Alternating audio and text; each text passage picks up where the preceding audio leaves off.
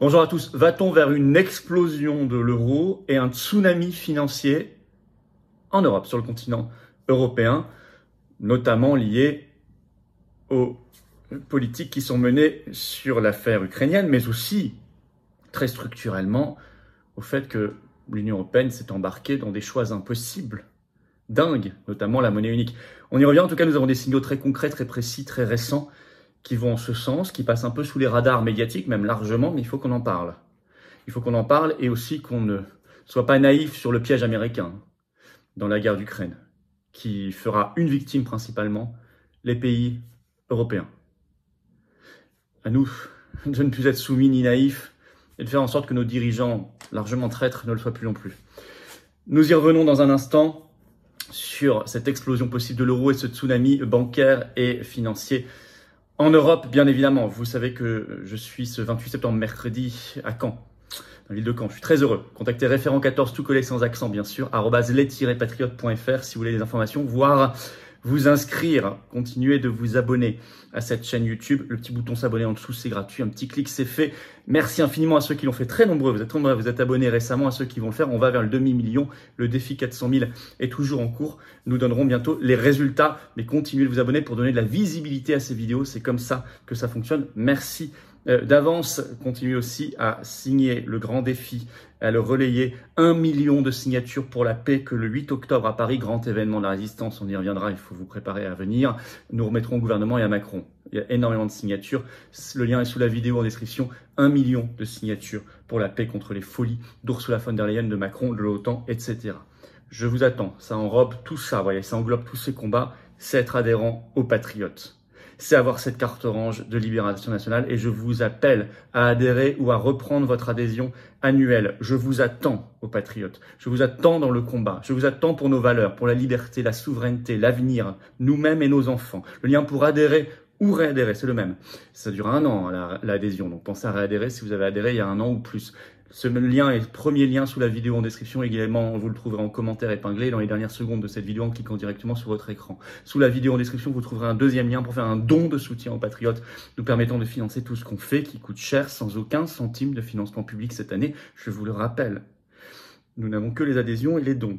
Et tout cela, d'ailleurs, est défiscalisé aux 2/3 pour vous. Donc profitez-en. Bravo donc aux donateurs, aux réadhérents. Bienvenue aux nouveaux Patriotes résistants. Et je vous rappelle que ce vendredi 23 septembre, on se retrouve en direct sur cette chaîne à 19h. 19h, pétante ce vendredi 23 septembre. Je prendrai vos questions en direct. On regarde l'actualité brûlante, nationale et mondiale en direct. Ça va être extraordinaire. Venez et faites venir du monde. Alors, vers une crise financière majeure en Europe, mais là bientôt, là, cet automne, cet hiver, avec à la clé explosion de l'euro, de la monnaie unique. Bah écoutez, il va falloir qu'on parle, qu'on fasse le boulot parce que les grands médias ne le font pas beaucoup. On va y revenir. Ce 22 septembre, nouvel effondrement de l'euro qui décidément est en baisse structurelle. Ainsi, par exemple, on peut citer cet article du Point du 22 septembre donc, le titre « L'euro au plus bas face au dollar, un niveau jamais atteint en 20 ans », c'est-à-dire à peu près la durée de vie de l'euro, tout simplement. Nous avons un euro égal 0,98 $. Mais ça n'est pas que face au dollar. C'est aussi, par exemple, face au franc suisse. L'euro est tombé à 1 euro aussi entre 0,95 et 0,96 francs suisses, contre 1,08 francs suisses il y a 1 an.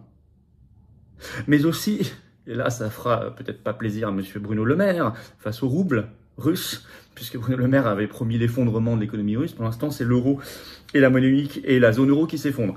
Ce 22 septembre, 1 euro valait 58,75 roubles contre 85,2 roubles il y a 1 an. Donc c'est une chute spectaculaire. Et on pourrait multiplier comme ça les exemples avec d'autres monnaies dans le monde, mais j'en ai pris déjà. Ce qui prouve que, nous dire oui, mais c'est surtout le dollar qui monte parce que la Fed, la Banque Centrale Américaine, a augmenté ses taux, donc les gens se réfugient sur le dollar. Ça ne tient pas la route.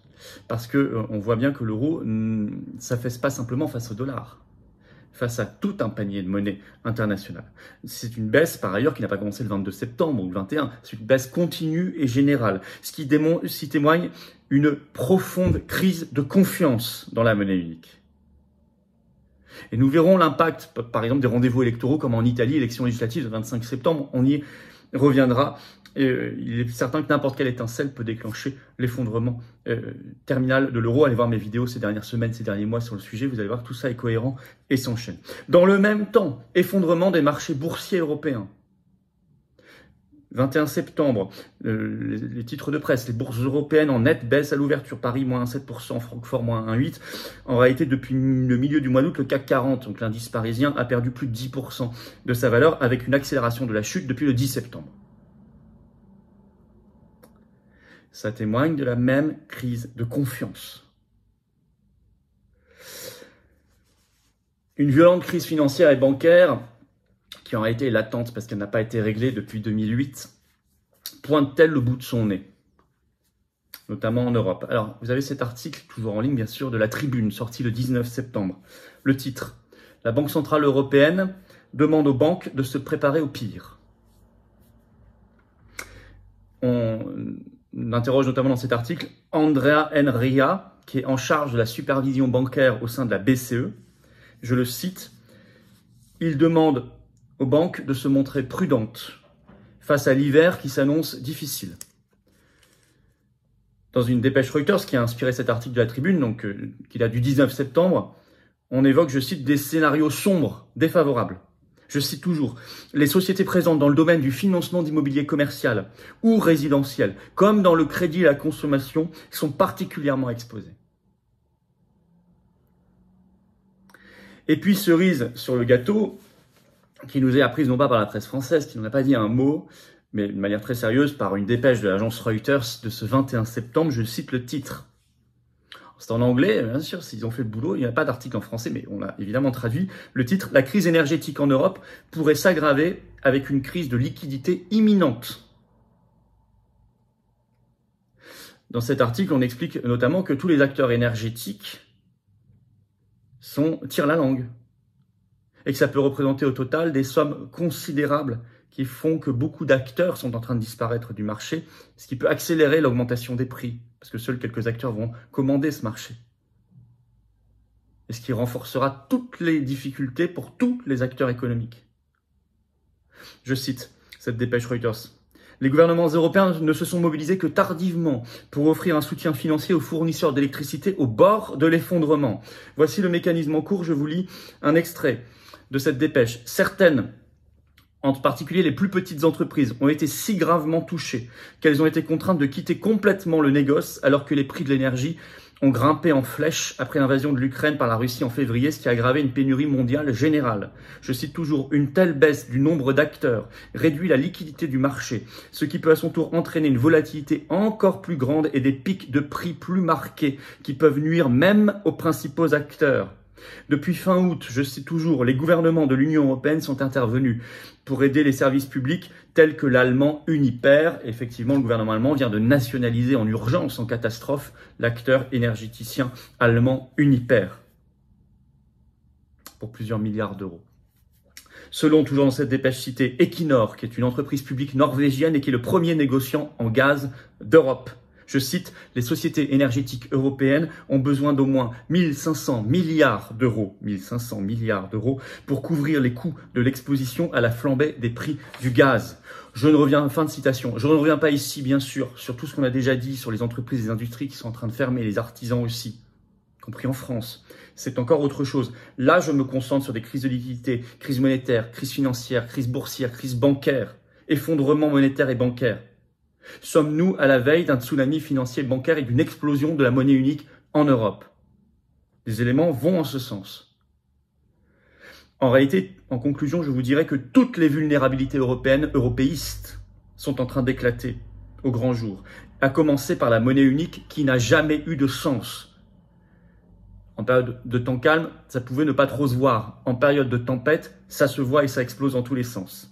Cette monnaie unique ne peut pas exister parce qu'il n'y a pas de zone monétaire optimale, parce qu'il n'y a pas de réalité ni économique ni politique derrière la monnaie unique. Et qu'il ne peut pas y en avoir parce que l'Union européenne n'est pas du tout un peuple ni un pays. Il ne peut y avoir de sens que dans les monnaies nationales.